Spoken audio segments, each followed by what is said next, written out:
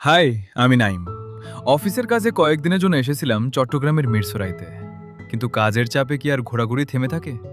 এত দূরে এসে কোথাও ঘুরতে যাব না, তা কি হয়? তাই কাজ শেষ করেই ঝটপট বেরিয়ে পড়লাম মিরসরাইয়ের জায়গাটা অন্যতম সুন্দর ছিল। আকর্ষণ আরেকটু আগে আসা উচিত ছিল। খইয়াচড়া ঝর্ণার উদ্দেশ্যে। সবুজ পাহাড় আর পাহাড়ি রাস্তার সৌন্দর্য দেখতে দেখতে আমরা যখন ঝর্ণার কাছাকাছি জায়গাটা পৌঁছালাম, অনেক সুন্দর। তখন এই যে চারপাশটা ঝর্ণার বেশ পানি ছুটে ছমছমে আসছে হয়ে আসছিল। একটা ছোট আসলে খাল দিয়ে। খইয়াছড়া এমন এক জায়গা অত্যন্ত যেখানে ভয়ংকর যেতে হলে রাস্তা। হাতে বেশ অনেকটা সময় নিয়ে দিনের বেলাতেই রওনা হতে হয়, কারণ ঝর্ণার মূল পয়েন্টে পৌঁছানোর রাস্তাটা বেশ রোমাঞ্চকর এবং কিছুটা সময় সাপেক্ষ।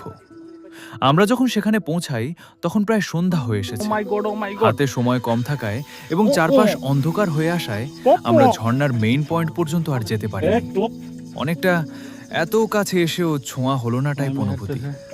তবে ফেরার পথে মনে মনে একটা জেদ রয়ে গেল, পরের বার একদম ভোরে আসবো আর এখানে খইয়াছড়ার আসলে সবকটি ধাপ জয় রাতের করেই বেলা ফিরবো। জায়গাটা ভালো।